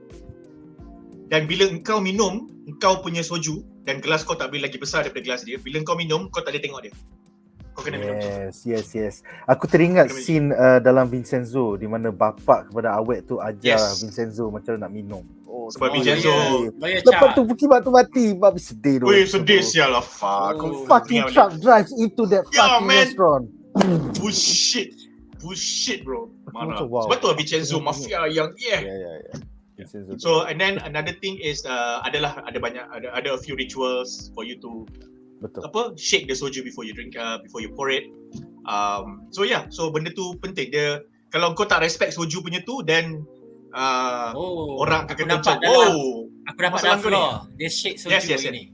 Yes. Dan hanya orang the senior, the older person can tell the younger person, tak apa, I will pour for myself, or you don't have to look aside when you drink. So I've seen a couple of K-dramas yang dia minum, betul budak tu nak minum, it's okay, you don't have to look away when drinking with me. Then the boy knows that macam okay, ni dah bukan senior, senpai or whatever, dia dah macam okay, aku kawan dengan kau, kita are in this boat together, we are going to die, or one of us is going to die in the next few episodes. So it's a very important societal thing lah. Sebab tu dia punya, okay, kalau macam Mizi kata sikit-sikit mabuk. Kalau kau kata UK, sebab dia alkohol je, dia nak drinking culture, as in like aku tak boleh buat benda tanpa drinking. Dia tengok bola kena ada beer, ni kena ada beer. Itu betul lah Mizi, itu memang personally aku pun tak suka. And I have a lot of friends masa aku kerja HSBC dulu, generally they acknowledge the fact that it's a stupid thing and they make fun of it, they take the piss on themselves. But in Korea, the soju is a occasion. So di mana apabila engkau dijemput minum soju dengan aku, maka aku tahu engkau patut tahu yang aku okay dengan kau. I am accepting you into my circle of friends. So there's a lot of societal punya implications lah, outside of just getting drunk lah, of course. So bila orang yang ada addiction atau orang yang escapism, dia minum, then Mizi, aku setuju dengan kau. Sebab orang-orang ni memang, kau lah yang akan drink and drive, kau lah yang akan kacau patrons lain dekat pub tu. Betul. Kalau kau drink sebab aku nak mabuk escapism, itu tak boleh buat apa lah. Tapi kalau macam okay, malam ni kita nak recommend, nak celebrate, ada panel baru kat BuzzPOP, jom kita minum soju, that one is the society ni. Aku tak minum tapi aku macam excited. Aku macam tak tahu kenapa. Aduh, bodoh betul lah. So kita ada 3 komen menarik. Pertama daripada Am1290 yang berkata, rice based alcohol bukankah Makgoli ke color macam susu tu? Yes, Makgoli juga daripada rice. Tapi soju juga is from a mixture of rice and grains. So kedua-duanya Makgoli orang tua minum, orang muda tak suka minum. Ya. Tapi Makgoli adalah nenek-nenek buat, lepas tu nenek-nenek bagi kat cucu. Kalau kau tengok Netflix show sekarang di Korea, ada millennial tengah buat Makgoli untuk millennials. So check it out. I think it's something about Asian food ataupun life in Asian cities. Tapi KL macam biasa tidak di cover untuk season 2 Pokemon. So anyway, seterusnya Yeah, it's something like Asian food. Lepas tu, Puki mana episod KL babi? Korea lah, Japan Okay, lah. Tu. Nick, KL tak ada episod aku faham. Singapore ada episod tak? Singapore dapat episod dan season 1. Lepas tu semua orang ketawa pasal Oh, makanan dia. ni. Yang street food. Yes, itu aku marah sekarang. Singapore. Singaporeans watching BuzzPOP, please do not stop watching BuzzPOP because of this, what I'm going to say. But dudes, street food episode Singapore aku tak tengok. Okay? Not apologetic about that at all. Yes, memang betul lah. Okay, anyway. Seterusnya, Muhammad Syamil dengan pride-nya mengatakan, kita ada ketum. Kita ada ketum, guys. Ada ketum. Kenapa? Dekat Kelantan dengan Terengganu kita ada apa? What's that drink called? Nira. Nira, is it? Nira, ya. Kenapa kita tak commercialize ketum? Aku tak boleh walk up to 7E, find a can of ketum, energy drink. Come on, guys, come on. Give me my ketum energy drink, guys. Teori aku adalah kalau dia macam kau tak boleh legalize weed lah. Kalau kau legalize weed, then you will have people proliferate, benda tu, the business proliferating. Kalau kau legalize ketum dan nira, then lagilah orang akan minum alcohol dan liquor in the open. Tu je lah. Aku rasa that's their logic behind it. I'm not saying I support that, but I'm not saying that I cannot accept that logic. I'm just saying that it might be the case. At the end of the day, taxation, guys, taxation. That's how you make money. Kan? Legalize weed and tax it, please. Tapi kita negara Islam, sebab tu Brakil dah tak boleh sponsor, sebab tu rokok dah tak boleh sponsor. Okay. Kita negara Islam. Seterusnya, Ismawi Ibrahim bertanya ya, korang rasa tak recently K-drama punya typical format iaitu love triangle 2-2-2 dah tukar kepada 2-2-1 iaitu hometown caca-caca, business proposal. So soalan dia, where is the other rival female? Soalnya, there's a rival. 2-2-1 ni apa dia? Yelah, soalnya ada rival female going after the same guy. Tapi sekarang dah jadi macam male lead, female lead dengan another couple. Sekarang dah jadi format dia dah berlainan. Kenapa? Aku punya teori adalah I think they are going for characters yang lagi wholesome, but not the character themselves dah lengkap. So the characters dia kena ada support system. Meaning dia kena ada friends dan dia kena ada family members. Dan dia bukan one individual character yang macam aku suka engkau, lepas tu engkau ni adalah this great lady or great guy, and then everyone else is going after it, and your story arc is you becoming the person that the guy falls for. I think they are moving away from that trope because it's being overdone. Satu, it's maybe not applicable, it's not realistic, because as it is, Korea is a very social country in the sense that dia ada banyak social arrangements, ada banyak societal norms dia, di mana kau jarang macam seorang, kau akan keluar dengan kawan-kawan. So I think they are going for stories where characters dia ada kawan.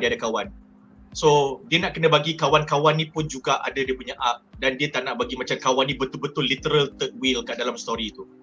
So as the writers write these stories, karakter-karakter supporting ni dia makin lama makin berkembang lah. So bila dia realise macam takkan aku nak buat cerita watak A, Shin Hari kejar Tae-Moo, lepas tu Yura pun kejar Tae-Moo, tapi Young-Seo support Hari. So bila buat apa aku nak, macam mana aku nak tulis Young-Seo? Sebab faham tak? Dia jadi problematic in that sense. And then tiba-tiba dia pada masa yang sama kena menulis satu karakter Tae-Moo yang macam kau ni perfect lah, semua orang nak kat engkau lah. So benda tu adalah societal norm yang mungkin tak relevan sangat, sebab hanya segelintir masyarakat je ada watak-watak macam tu. Mungkin contohnya apa B40, apa T20, tapi cerita ni dia buat untuk B40 kan, M40. So dia nak cari karakter-karakter yang lebih banyak interaksi dengan keliling mereka, mungkin. And aku rasa this kind of ni dia tak nak, mungkin juga dia tak nak buat rivalry kot. Macam love is not about who wins this person's love. Love is about falling for this other person. Love is a battlefield.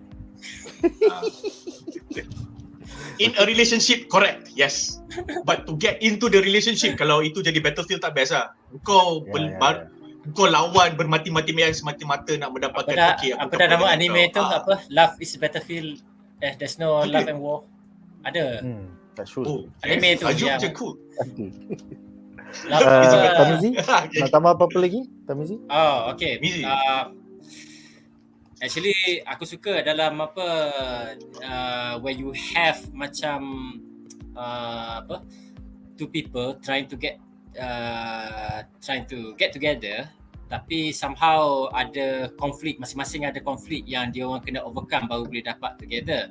Now, if this conflict comes from a rival, then macam dari segi writing, I think macam kau akan like sama ada lelaki atau perempuan, dia akan jadi the designated villain. So dia akan jadi one dimensional. Unless macam kau nak create backstory untuk dia. Tapi kalau create backstory untuk dia yang tak ada kaitan sangat dengan backstory the leading couple, so macam jadi dua cerita. Which is macam rant aku kalau untuk cerita Melayu yang biasanya macam sama ada ex-girlfriend psycho or sepupu yang ada hati. Lame gila sepupu.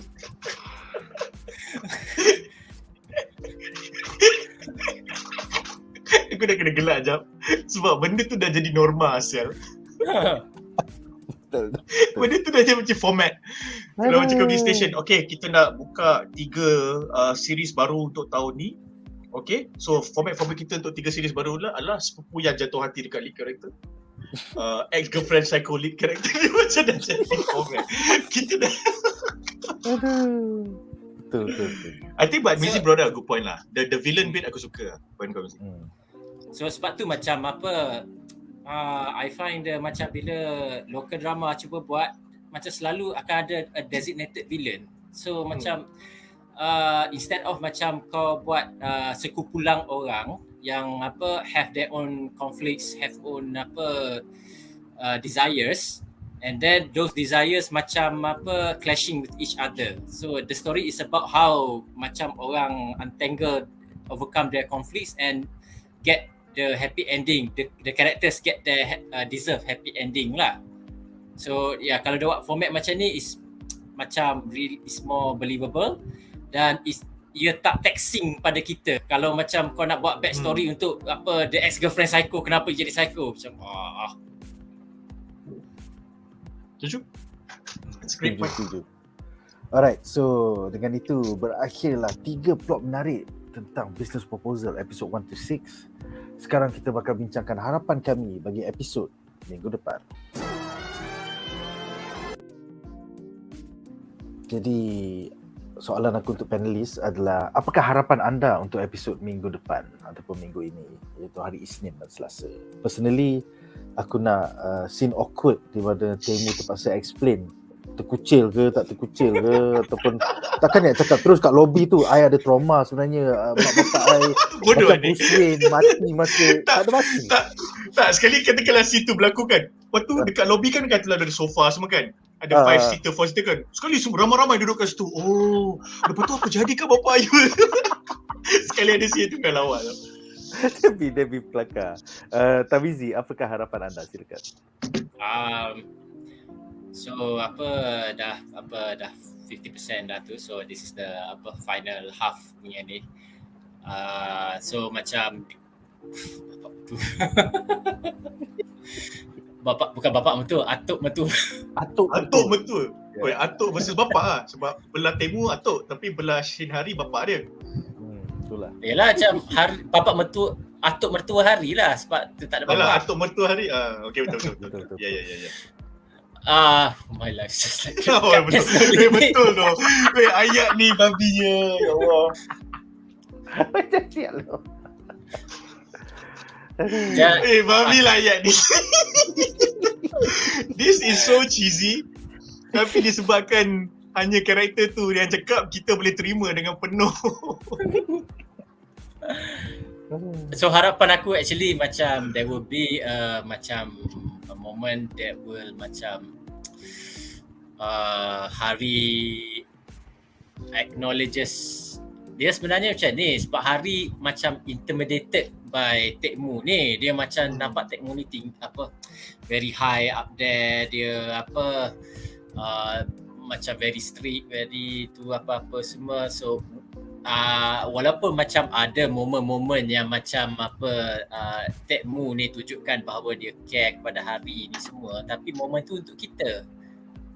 And momen Hari tak macam belum acknowledge lagi, macam he's macam the normal guy apa-apa semua. So kalau dalam ilmu percintaan ni, the only way macam they will be together is kena ada satu scene di mana macam they will macam buka semua benda, and Tae-Moo akan buka lah macam walaupun nampak luaran perfect apa-apa semua, dalam ni very flawed apa-apa semua, and then Hari pun have to do the same lah, macam open dia punya tu, dia what dia nak apa, dia nak macam relationship apa semua. So benda ni macam kita dah macam like sepanjang 6 episod nanti apa semua, so the comedy is there, tapi yang ni has to be macam serious and sincere. Setuju. Jamal, silakan harapan untuk episod esok. Harapan pertama kau dah mention, aku pun dah mention earlier, aku nak tengok moment awkward dia explain diri dia. Kalau terkucil memang aku tergolek kau mah besok. Serius, kalau dia kata aku ada terkucil lah, aku nak apa benda lah, aku serius tergolek besok. Group ni, aku akan ha-ha-ha dalam group ni. But now lepas aku tengok overlay kau ni, aku nak tengok Datuk Tae-Moo kembali dan membantu operasi. Aku rasa mungkin nanti Hari macam Datuk dia terus, adakah ini calon kau? Aku tak setuju. Okay, tak apa. I do not want to talk about this anymore. Now, tell me, what is the next product that we are doing? White ravioli. Wow, this is tasty. Who did it? This girl. No!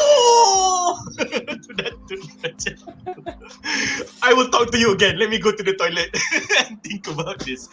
Aku harap ada scene macam tu. I want to see the Datuk again because aku rasa Datuk dia comel gila. Especially episode 6 masa Datuk dia nak galakkan Tae-Moo untuk spend time dengan Hari selepas business trip. Dia kata, go make me a great grandson. Aku macam I wish all of you will get a Datuk like that. Okay, pada viewer-viewer, semoga kamu boleh memberi anak-anak kamu Datuk itu, ataupun menjadi Datuk itu kepada cucu-cucu kamu. Cute, right? Tapi kan, pasal dia adalah fanboy K-drama Shin Gyumi tu, seorang sekretari yang sebenarnya parents dia ada kedai ayam, aku rasa dia akan menerima. Dia macam ni macam K-drama aku siap. Itulah pasal aku rasa mungkin bila kau petik point tu ni kan, mungkin the moment he accepts Shin Hari adalah siapa bapak dia? Aktor, musician, lawyer. Bapak saya dengan mak saya buka kedai ayam tuan. Kedai ayam? Apa nama tipu kamu? Shin Gumhi. Bukankah itu nama? Lepas dia pergi makan ayam kat situ. Mana lah tahu kan. That would be cool. Yes. Itulah, aku pun rasa awal-awal tak restu je. Show meta tu kan, ada je orang kena lempang dengan pot cutlet lah, kena lempang dengan ayam lah. Yang masa dia kena lempang ayam tu, dialog Datuk dia lawak sial. Wih, sakit tu sebab ayam tu dah garing, ada batter tu yang kena aku jauh bodoh. Sebab lepas dia cakap je tu aku fikir balik, shit, serius sakit tu. Kalau kau goreng, kau ambil chicken Maryland kat murni tu kau lempang aku kan. Jangan cakap kan, aku cakap tu. Okay, Datuk, cool observation Datuk. Even dia complain macam apa aku ni, dulu actually ada satu ada satu idea tau kalau nak buat drama Melayu kan. So drama Melayu yang macam on the surface kau tengok boy meets girl apa semua, tapi dibuat dengan kau parody semua trup drama Melayu. Bila macam drama Melayu biasanya akan jumpa kau langgar kereta ke apa semua, and then kau maki kan. Lepas tu dia kata kita duduk maki, jumpa first time langgar kereta ni, mesti kita akan ada relationship lepas ni. Itu ayat tu best. Betul-betul couple. Tapi tu tak ironic langsung. Betul ayat kat belakang. Ingat tak saya cakap dulu masa kita accident macam dalam drama Melayu, tata kita couple. Tengok kita couple sekarang. Itulah namanya jodoh bang. Betul. Saya setuju dengan awak. Lepas tu kan perempuan tu dia ada mak dan kakak yang layan Kaki drama Melayu. Tapi dia tengok apa korang layan drama Melayu Aku kalau aku part of the writing team for that, aku nak tulis satu scene di mana bos besar kat dalam bilik dengan ada kerusi gabak, meja gabak kan. Lepas tu dia marah, buang barang. Lepas tu dia nak flip table, tak boleh flip sebab meja berat sangat. Tak boleh flip, meja mahal. Apa benda ni? Kau ingat ni drama Melayu ke? Meja besar-besar berat-berat macam anak datuk. Aku tak faham kenapa semua drama nak kena buat scene macam tu lah. Betul. Patut satu lagi aku nak boleh. buat. Satu scene lagi aku nak buat. Apa kalau macam watak bapak ke datuk kan, selalu dia nak turun dekat tangga, dia duduk, lepas tu dia cari surat khabar. Tengok tak ada surat khabar. Betul. Lepas tu kenapa? Lepas tu cakap, mana surat khabar? Sekarang mana ada orang baca surat khabar, orang internet semua. Betul. Dia kena ada tu. Ismawi lagi siut. Terus cut to scene pelamin. Kau ajar. Accident batu pelamin. Accident batu pelamin. Lepas tu kan, orang yang tengah siapkan pelamin kan, apa sahaja cepat sangat dia orang nak kahwin. Tiba-tiba je terus nak kahwin, nak kena set up pelamin. Tak sempat ni, tak. Adalah baru accident hari tu. Gila babi mental sel. Literally the previous scene. Accident. Baru accident tu nak kahwin dah. Lepas tu masa wedding datang watak. Hello, saya sepupu psycho. Ini saya minat dia. Lepas tu, hello saya sepupu psycho. Lepas tu dia macam okay. Meja awak di sana. Kita pun, lepas tu dia macam okay whatever. Camera pan to the girl yang handle registration kahwin.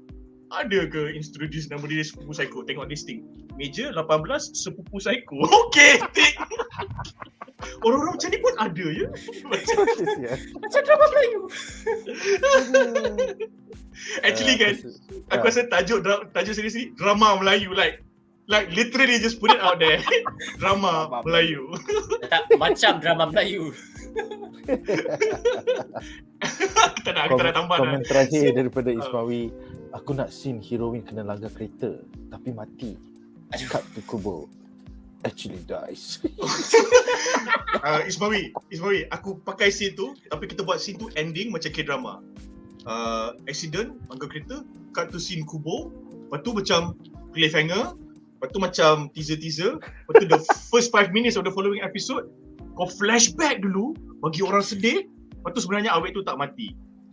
And then scene orang kat kubur, awet scene tu kat kubur, sebenarnya si orang lain. Macam tu. Sebab K-drama kan dia suka macam tu. Kau cliffhanger, kau ingat benda ni nak jadi, lepas tu the first 5 minutes of the next episode lah, babi tipu lagi. So macam Syaz dah kena 2-3 kali dah. So macam Betul. Aku pun kena lagi sampai sekarang. Aku dah malas nak fikir. Sebab tu aku tak tengok spoiler. Kalau aku kena tipu lah. Betul tu. Alright guys, so dengan itu aku rasa berakhirlah sesi perbincangan kita malam ini. Jumpa kita orang minggu depan hari Ahad di mana kita bakal membincangkan tentang episod 7 dan 8. In the meantime, esok kita bakal bincangkan tentang Moon Knight. Aku tengah nak edit video tu. Hari Selasa nanti kita akan bincangkan tentang trailer breakdown untuk Miss Marvel. Rupanya kuasa dia gelang. Betul lah. Anyway, hari Aku tak tengok Nerdis punya coverage lagi. So aku nak tengok Nerdis punya spoiler review. Sihir itu haram. Sihir itu haram. Okey, seterusnya hari Rabu kita akan bincangkan tentang forecasting love and weather episod 11 dan 12, dan hari Khamis kita bakal sesi bedah spoiler untuk filem The Batman.